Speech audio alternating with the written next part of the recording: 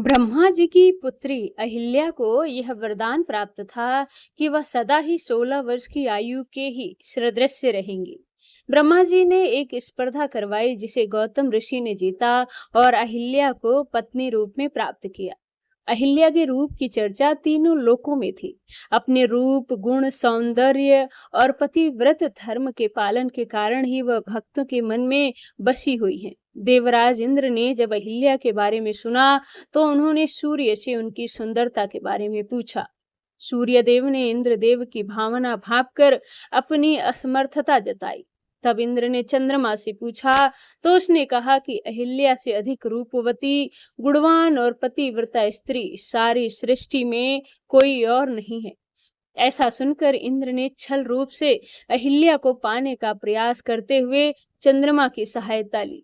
योजना बनाई कि जब ऋषि गौतम प्रातः ब्रह्म मुहूर्त में गंगा स्नान को जाते हैं, वही समय अहिल्या को पाने के लिए सही है। इंद्र ने चंद्रमा को अपने काम में साथ देने के लिए उन्हें ऋषि के आश्रम के ऊपर ही टिके रहने के लिए कहा, ताकि जब वह किसी आश्रम की ओर किसी को आता देखे तो वह आश्रम के ऊपर से हट जाए, क्योंकि चंद्रमा के हटने पर किसी को शक भी नहीं होगा तथा इंद्र को ऋषि के आने की सूचना भी चंद्रमा के संकेत से मिल जाएगा। अहिल्या को पाने की लालसा से आधी रात को ही इंद्र ने मुर्गा बनकर बांग लगाई और ऋषि गौतम प्रातः हो गई ऐसा सोचकर गंगा स्नान के लिए आश्रम से निकल गए। तब इंद्र ने झट से ऋषि गौतम का वेश बनाया और आश्रम में जाने लगे तो अहिल्या ने अपने तपोबल के प्रभाव से इंद्र को पहचान लिया और कहा कि यदि मेरे पति हो तो आश्रम में आ जाओ। इंद्र के छल की लालसा को देखकर अहिल्या ने उसे श्राप दिया कि तुम्हें कोढ़ हो जाए। दूसरी तरफ जब ऋषि गौतम ने गंगा स्नान करने के लिए कमंडल में जल भरा तो गंगा मैया ने कहा कि अभी तो आधी रात हुई है, तो ऋषि आश्रम की ओर वापस चल पड़े। आश्रम के बाहर उन्होंने अपने ही वेश में इंद्र को अपने साथ टकरा कर जाते हुए देखा और छत पर चंद्रमा की पहरेदारी तो देखकर सारी स्थिति को भांप लिया। ऋषि पत्नी अहिल्या को जल्दी आश्रम में लौट आने की चिंता में जैसे ही बाहर आई तो ऋषि गौतम ने अहिल्या को शिला होने और चंद्रमा को इंद्र के साथ देने के लिए उसमें दाग होने और ग्रहण लगने का तत्काल श्राप दे दिया, जिसके प्रभाव से अहिल्या आश्रम के बाहर एक पत्थर की शिला बन गई। देवर्षि नारद ने तब ऋषि गौतम को अहिल्या के बेकसूर होने के बारे में बताया तो उन्होंने कहा कि श्राप तो नहीं मिटाया जा सकता, परंतु उन्होंने अहिल्या को एक वरदान भी दिया कि सूर्यवंशी भगवान श्री राम जब उस शिला के साथ अपने चरणों को स्पर्श करेंगे तो वह पूर्ववत हो जाएंगे। धर्म ग्रंथों में चंद्रमा के कलंक लगने और ग्रहण लगने के बारे में भी अनेक कथाएं मिलती हैं, परंतु ऋषि गौतम का श्राप भी उनमें से एक है।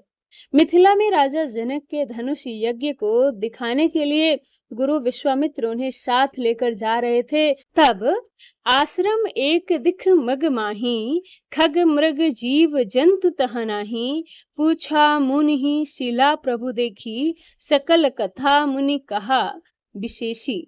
गुरु विश्वामित्र जी ने बताया कि गौतम नारी श्राप बस उपल देह धरि धीर, चरण कमल रज चाहती, कृपा करो रघुवीर।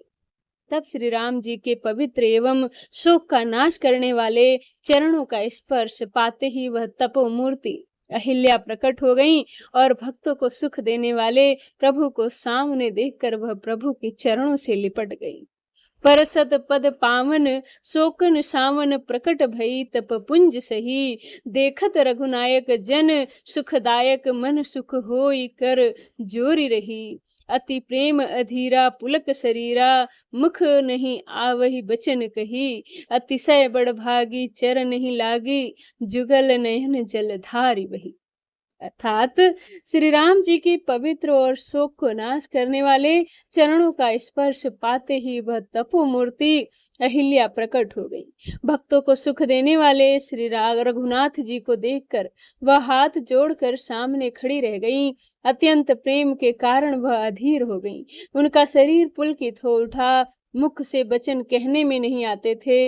वह अत्यंत बड़भागिनी अहिल्या प्रभु के चरणों से लिपट गईं और उसके दोनों नेत्रों से जल यानी कि प्रेम के और आनंद के आंसुओं की धारा बहने लगी।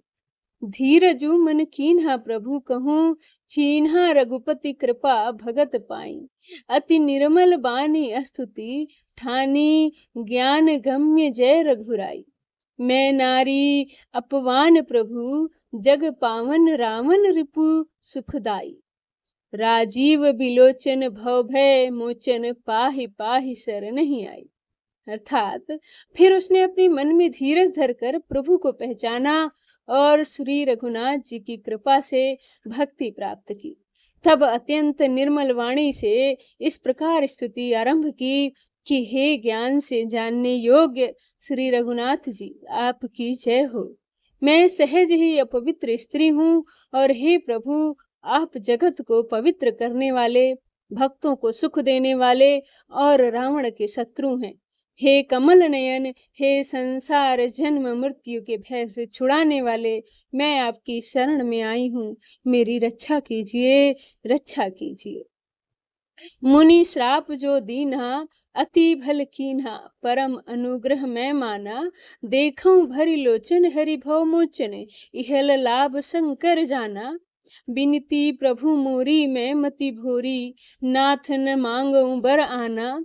पद कमल परागा रस अनुरागा, मम मन मधुप करें पाना। अर्थात मुनि ने जो मुझे श्राप दिया सो बहुत ही अच्छा किया।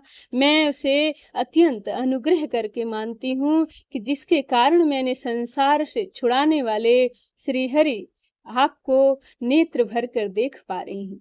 इसी आपके दर्शन को शंकर जी का सबसे बड़ा लाभ समझते हैं। और हे प्रभु, मैं बुद्धि की बड़ी भोली हूँ, मेरी विनती है हे नाथ, मैं और कोई वर नहीं चाहती, मैं केवल यही चाहती हूँ कि मेरा मन रूपी भौरा आपके चरण कमल के ब्रज में प्रेम रूपी रस का सदा पान करता रहे।